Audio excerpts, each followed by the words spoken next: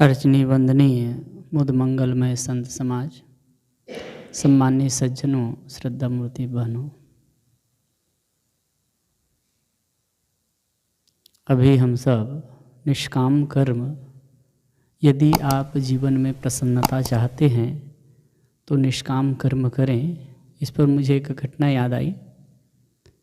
एक वकील साहब थे, आज भी आए थे एक भाई, उनके मित्र थे। तो आजकल देखें ना कि जो बर्थडे मनाते हैं तो बहुत खर्च करते हैं, कहीं होटल में जाते हैं, खाते पीते हैं, या घर में ही सेलिब्रेशन करते हैं। और बर्थडे है तो 10-20 हज़ार तो फूंक ही देते हैं अगर पैसा है तो उसको सलाह दिए कि आप बर्थडे मनाते हैं तो वो अपने बच्चों के लिए, शायद उसकी बिटिया का बर्थडे था, तो कहीं ऐसी जगह चलते हैं और वहाँ करते हैं। बर्थडे मनाए, खाए पिए, खर्च किए और शाम तक के समाप्त, या शाम को मनाए तो सवेरे तक भूल जाएंगे आप। तो मुझे फ़ोन किए, साहब कहीं कुछ कर सकते हैं हम, बताइए। तो मैं क्या कर सकते हो, क्या करोगे? तो कुछ तो है 10-20 हज़ार तक के। मैं कहा चलिए, मैं एक जगह ले चलता हूँ। फिर उनको ले गए तो एक इधर फड़वेल आश्रम है ना, तो वहाँ ले गया और सबको टुवाल, वहाँ बच्चियाँ पढ़ती हैं 8वीं से, शायद 6 से 8 तक के रहती हैं। तो आश्रम में A to Z व्यवस्था वो लोग करते हैं, पहनने का कपड़ा लत्ता और साबुन सोडा, पुस्तक कापी वगैरह सब। वहीं रहते भी बच्चियाँ और वहीं भोजन पानी की सबकी व्यवस्था होती है, फ्री ऑफ कास्ट। एकदम देहात क्षेत्र से आदिवासी लड़कियाँ बच्चियाँ आती हैं और ठीक से वो लोग गुजराती भी नहीं बोल पाते हैं शुरू में, लेकिन हम लोग गए, सुनकर इतना खुश हो गए, इतना मज़े कि वो लोग भजन गा रहे थे। रात में सत्संग हुआ तो करीब 10 बजे तक के भजन गाए, फिर कुछ मैं बोल दिया। तो वहाँ सब बच्चों को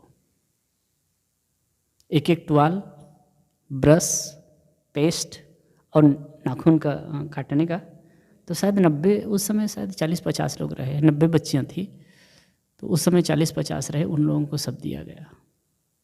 अब वो जो बच्ची थी जिसका बर्थडे था उसको लेकर के गए थे, अब वो अपने हाथ से दे रहे थे। अब वो प्रसन्नता उनके मन की, उनको जब भी ख्याल करेगी ना, उनको लगेगा कि नहीं मैंने कुछ किया, उस दिन मैंने कुछ किया। ये होना चाहिए। सचमुच में आप निष्कामता पूर्वक करते हैं ना तो हमारा अहंकार तो टूटता ही है। अभी और घटना बताऊं, ग्वालियर में, अभी मैं उधर से आया तो ग्वालियर में 2 दिन रुका था। तो एक गुरुद्वारा है बंदी छोड़, उसका प्रसिद्ध है बंदी छोड़ गुरुद्वारा। तो हरगोविंद सिंह जी थे तो कितने 52 राजाओं को मतलब वहाँ मुगलों के चंगुल से छुड़ा करके उनको निकाले थे। तो गुरुद्वारा है, वहाँ गए और एक अच्छा सा, मतलब अच्छे सिख थे, मतलब करोड़ोंपति रहे होंगे। जूता लेते थे तो हम लोग वही कोई कहे कि इधर रख दें, तो कहे कि नहीं इधर लाइए महाराज, कहे ले गए तो उसको बढ़िया से जूता दिए, पोंछ करके रखे। ड्यूटी लगती है, निष्काम, कोई कामना नहीं है वहाँ, पूरे समर्पण भाव से। फिर एक मेरे पास आ गए और हम लोग दर्शन कर रहे थे गुरुद्वारा में, तो जैसे मिले फिर मैं कह रहा था कि ये क्या है, कोई सिख समाधि क्या, मैं समझ नहीं पाया। हालांकि गुरु ग्रंथ साहिब रखते हैं वो मैं जानता हूँ, लेकिन मुझे लगा कि समाधि जैसे, कि किसी की समाधि क्या। तो आए और एकदम अप टू डेट थे वो। तो फिर वो मेरे से चर्चा करने लगे, तो करीब आधा पौन घंटे तक के हम लोगों को घुमाए दिखाए और गए। और उसके बाद कहे कि महाराज जब कभी आए, अगर रहना चाहें 2-4 दिन, 8 दिन, 10 दिन, मैं व्यवस्था कर दूंगा।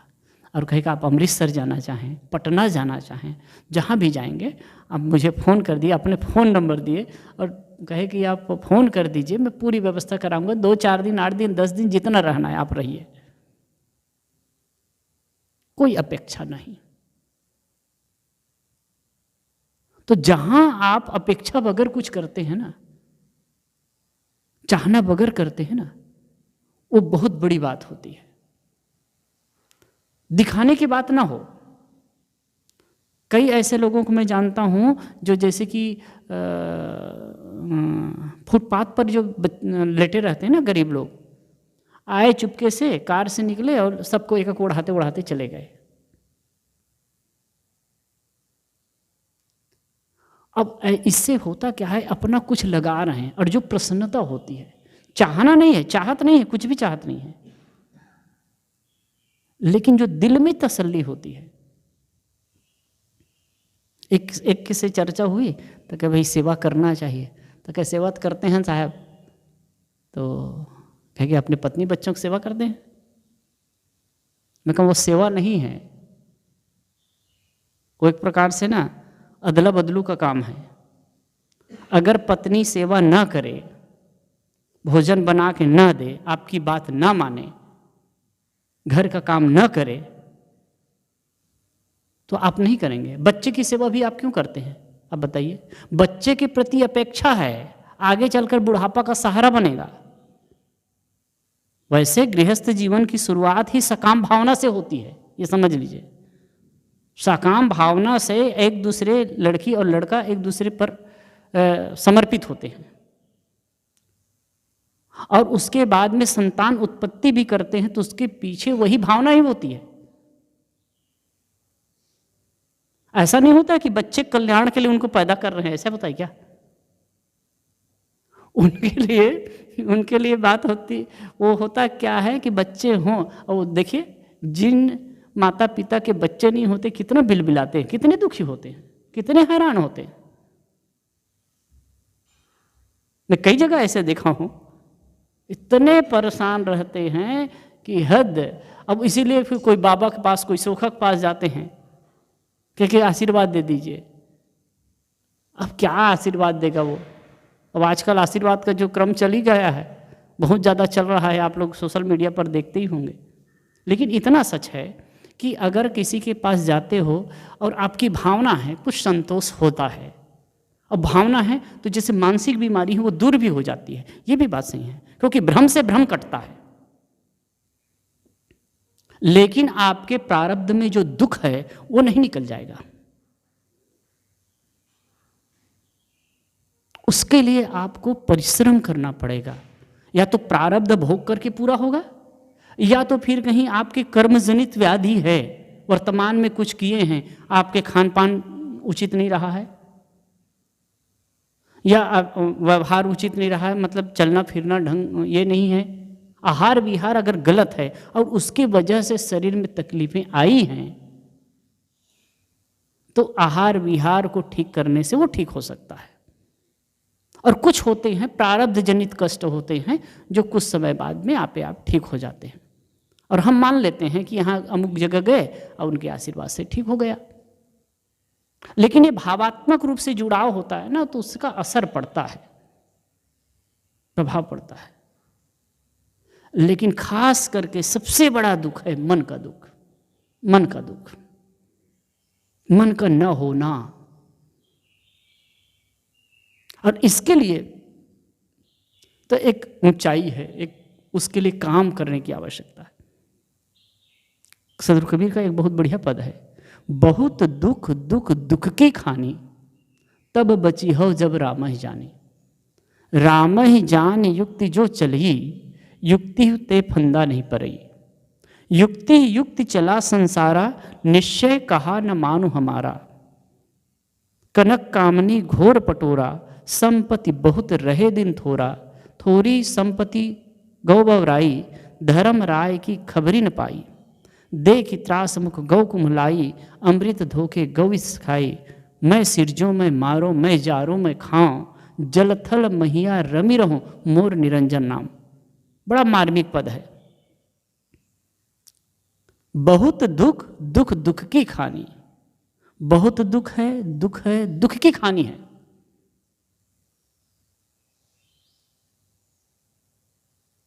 दुख कहाँ है? कहा है दुखाल्यम अशाश्वतम, संसार दुखों का घर है। कभी मैं देखता हूँ ना,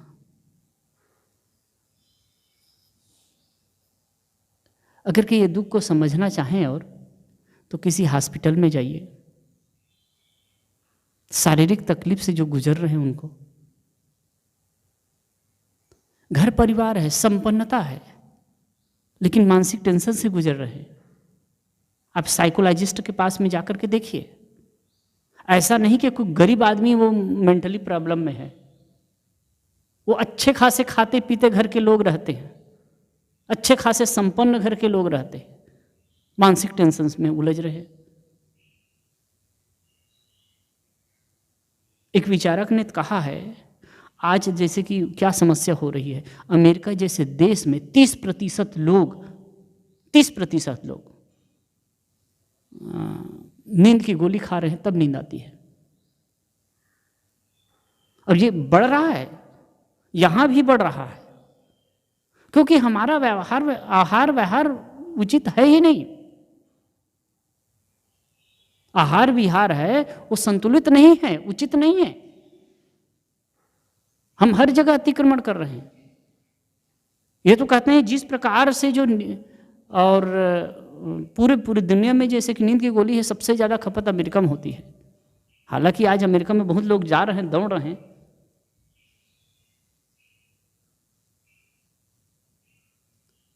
अब यही स्थिति रही ना, तो आने वाले 50 सालों में ऐसा होगा कि अधिकतम लोग बिना दवाई के नहीं सो पाएंगे। और कुछ समय बाद ऐसे लगेगा कि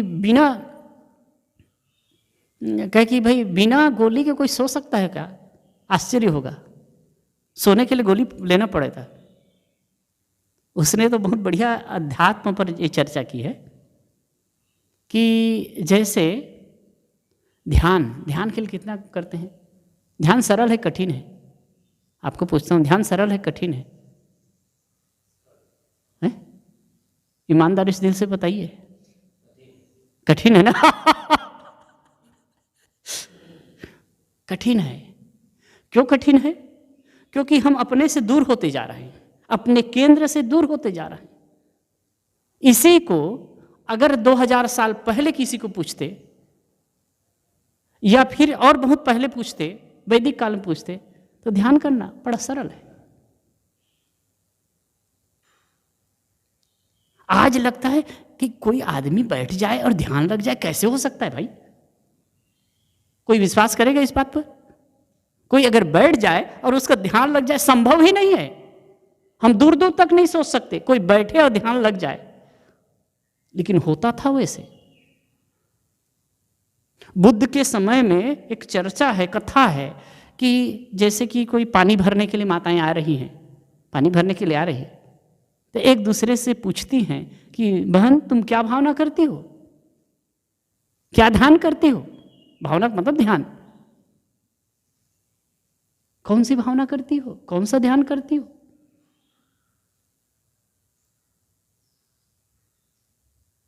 जितना जितना हमारा मन बाहर फैलता जाएगा ना, जितना जितना हम प्रपंचों में लगते जाएंगे, उतना उतना हमारा मन विचलित होता जाएगा। इसलिए कहा गया प्रपंचोपशमम शांतम शिवम अद्वैतम चतुर्थम मन्यन्ते सा आत्मसंविज्ञा। प्रपंच का उपशमन निश्चित है, जीवन है, काम धंधे की आवश्यकता है, मेहनत तो करना ही है, वो करते हैं। लेकिन आज ऐसे भाग दौड़ बड़ी जिंदगी हो गई है, इस प्रकार से सोशल मीडिया है, इस प्रकार से संसाधन है, और उसमें ऐसा उलझ रहे हैं कि हम अपने से दूर होते जा रहे हैं। एक भाई से बात हुई तो वैसे हो कि भाई सोते हैं, मतलब 1-2 मिनट में नींद आ जाती है। ऐसा भी कोई हो सकता है? तो कम से कम शायद 1-1.5 घंटा में के बाद में नींद आती गए। एक और सच्ची घटना बताऊं, अहमदाबाद में सत्संग हुआ, पिछले साल गए थे शायद, तब की बात है। सत्संग हुआ, सब सत्संग में 25-30 लोग बैठे थे। सत्संग पूरा हुआ, फिर एक बहन मेरे पास आकर के बैठी और कहे साहब जी मुझे नींद नहीं आती है। कहे अच्छे संपन्न घर के, राजस्थान की ही बहन है वो। तो कहे मुझे नींद नहीं आती। मैं कहा क्यों? लेट से देर रात सोती हूँ। कहे तो कितने बजे सोती हूँ? तो 1 से 1:30 बजे के बाद। आश्चर्य में पड़ गया, इतना समय तक क्या करती हो? तो कहे मोबाइल देखती हूँ। मोबाइल देखती हूँ। अब वो 50 से 55 साल की रही होगी महिला, 55 साल की। तो मैं 1 बजे रात तक क्या देखती हूँ मोबाइल में? कुछ भी कहे। उसने कहा कुछ भी। तो मैं जो कुछ भी देख रहे हो तो नींद कहाँ से आएगी फिर? उसी समय में, उतने समय में कुछ पढ़िए। लेकिन ये भी बात है, ये मोबाइल इतना मतलब इतना गंदा है, कभी कभी हमारा भी समय उसी में चला जाता है। मैं सही बता रहा हूँ। कई चीज़ें हम देखते हैं, अच्छी चीज़ें देखते हैं, वो खराब चीज़ तो हम लोग उतना नहीं देखते हैं। कभी कोई अच्छी कोई बात बताए, कोई फिल्म की बात है, कोई सजेस्ट किए तो भले देख ले, लेकिन कुछ कुछ देखते हैं तो उसमें समय चला जाता है। अब सोचो कि समय बेसमय बहुत ज़्यादा करते हैं तो इसमें मन तो विचलित होगा ही ना। और जितना जितना आप उसमें अट्रैक्ट हो रहे हैं, उसमें फंसते जा रहे हैं। एक प्रकार से नशा है, भयंकर नशा। एक ने तो कहा अगर कहीं नेट 1 महीना के लिए बंद कर दिया जाए तो बहुत सारे लोग आत्महत्या कर लेंगे।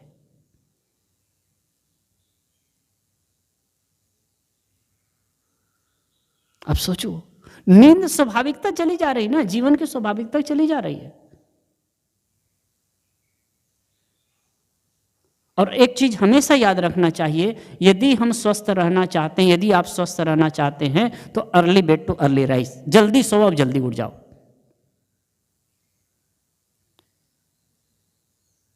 और क्या जल्दी सोते हैं ना तो नींद भी पूरी होती है और सवेरे ऑक्सीजन की मात्रा अधिक रहती है। उस समय उठते हैं, कोई वर्क करते हैं, कुछ काम करते हैं, कोई आसन योगासन प्राणायाम करते हैं, तो होता है पढ़ना लिखना, अध्ययन मनन ध्यान चिंतन जो भी करना है वो होता है।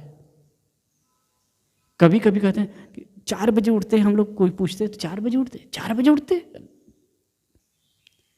एक तो एक आश्रम है और तो वहाँ कहीं बाहर से संत आए थे, तो वो लोग कहे कि भाई हम पारख आश्रम जाना चाहते हैं। तो एक संत मुझे बता रहे थे पारख, अरे भैया वहाँ ना जाओगे, वो लोग खाना छोड़ देंगे लेकिन वो 4 बजे उठना नहीं छोड़ते। 4 बजे उठना है और ध्यान में बैठना है, मतलब बैठना है, वो बड़ा कठिन है। अब क्या कठिन है? अपने संतों से कोई कठिन नहीं है। भले हम उठते हैं तो आजकल, आज तो मैं थोड़ा सा लेट भी उठा, नहीं तो लेकिन 4:15 4:30 के लगभग तो उठ ही जाते हैं।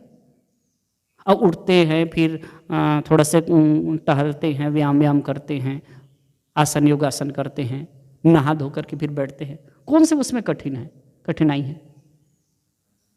अब ऐसे नहीं लगता है कि नींद पूरी नहीं हुई है, मस्त नींद पूरी हो जाती है। तो हम समस्या, मन को जितना विचलित करते जाएंगे, जितना फैलाते जाएंगे, जितना प्रपंच बढ़ाते जाएंगे, उतना ही जीवन में दुख, अशांति, पीड़ा का अनुभव करते जाएंगे। अब ये दुख का सृजन कोई दूसरा नहीं करता है। ऐसा थोड़े भाई कि कोई आकाश में शैतान बैठा है आपको दुख दे रहा है, भले लगता हो, लेकिन कोई आकाश में शैतान नहीं बैठा है जो आपको दुख देता है। कहीं ना कहीं आप और हमसे होता है जीवन में ही मिस्टेक, हमारे खाने पीने में, वाणी बर्ताव में, आचार विचार में कहीं ना कहीं त्रुटि होती है और उसके वजह से जीवन में तकलीफ आती है।